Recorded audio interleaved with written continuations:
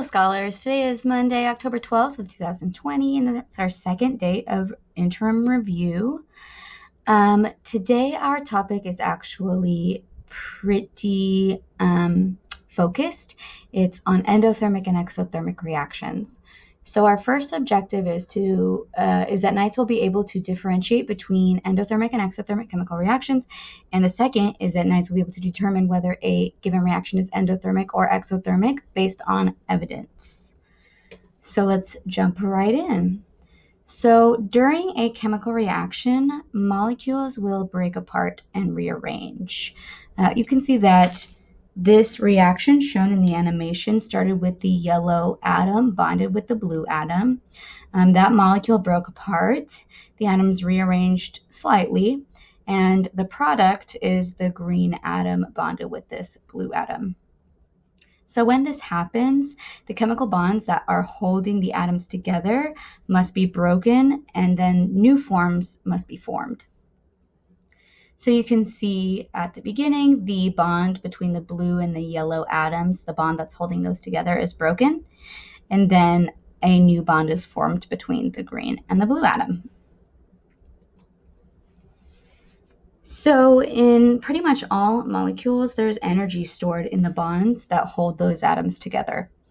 And that means that the energy in a chemical reaction or around a chemical reaction is going to be greatly affected by whether there are more bonds breaking during a reaction or whether more bonds are forming.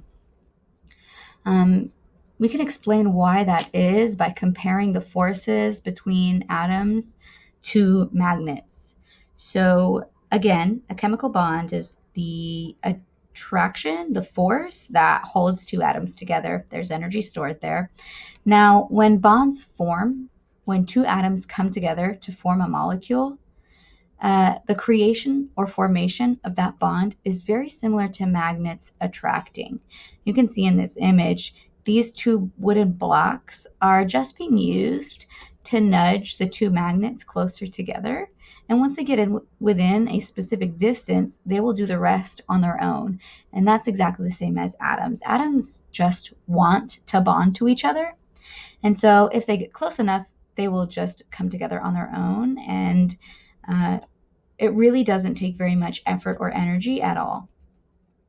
If you look in the second picture, we've got two men pulling apart these large magnets.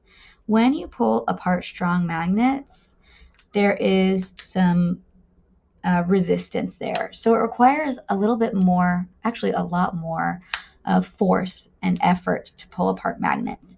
That's what it's like when bonds between atoms are broken. So when a molecule breaks apart into just atoms, that takes a little bit more effort because it's more like pulling magnets apart.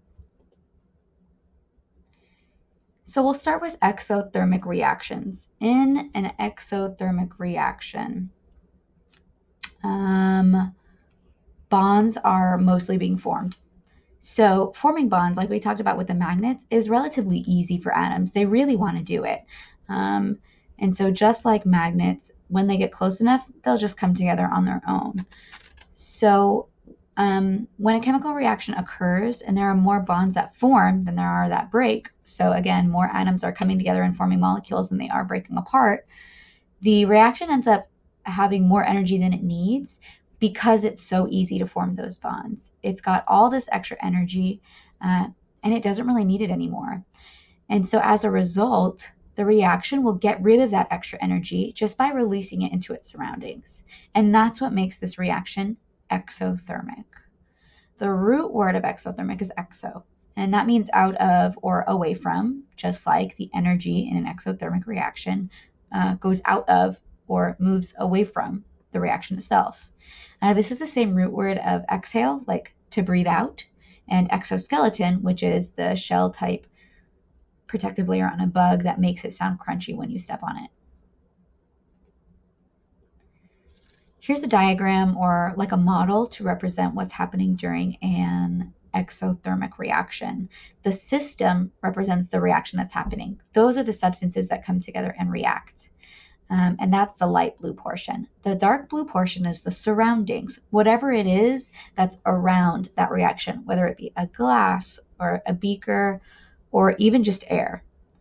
During this exothermic reaction, like shown by those yellow arrows, the energy is pushed out into the surroundings. So for just a second, I want you to think, okay, if this energy is being pushed out into the surroundings, what do you think happens to the temperature of those surroundings? So the best evidence or observations that we can use to determine whether a reaction is endothermic or exothermic or not is to check the temperature. In an exothermic chemical reaction, normally the temperature of the matter around it will increase. So like when you light a match, that's an exothermic chemical reaction. And you know, if you put your hand close to the match, you'll be able to feel that the surroundings, the air around that flame has gotten warmer. That's how we know it's exothermic. And then an exothermic reaction can be represented by a graph like this one. On the y-axis is potential energy. So the lower you are on the y-axis, the less potential energy there is. The higher you are, the more there is. And then the x-axis is just the progress of reaction or time. So this line is the reactants, the starting substances.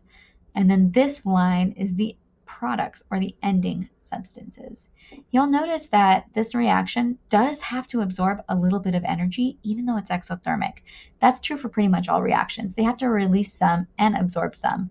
However, it releases a lot more than it absorbs, so that the products end up with a lot less potential energy than the reactants had.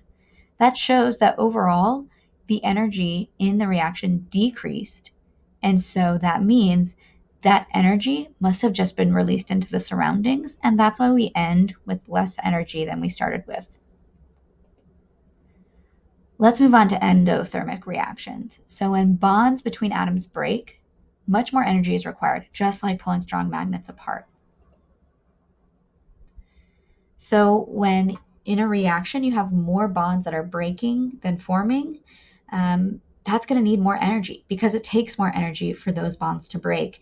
And as the law of conservation of energy states, energy cannot be created or destroyed, which means that the reaction has to get that energy from somewhere to be able to even start reacting. And so what it does is absorbs energy from its surroundings. Whatever's around it has at least a little bit of energy, and so the reaction will absorb any of the energy that it has into itself. So the root word of endothermic is endo, and that means inside or within. Like the energy in the surroundings goes into, inside, or within the reaction.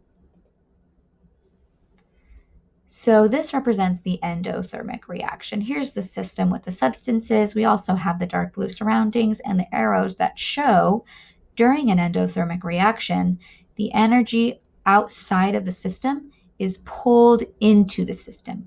So again, what do you think is going to happen to the temperature of the matter that surrounds an endothermic reaction? Let's talk about how you can tell, or the evidence that you can use to determine if a reaction is endothermic. One piece of evidence that you can observe is whether the reaction requires heat, light, or some other form of energy for it to begin. Like baking this bread. If I leave the dough out on the counter, nothing's going to happen to it. However, if I give it energy that it needs to break those bonds, the reaction will begin and the bread will bake. It's the same thing as photosynthesis. In the dark, a plant will not conduct photosynthesis because it doesn't have enough energy to break those bonds. However, as soon as the sun comes up and it's able to absorb that energy, it can begin the reaction because it uses the sunlight energy to break the bonds between those atoms. Another way that you can tell is, which is sometimes harder to detect in an endothermic reaction, is that the matter around the reaction will typically decrease in temperature.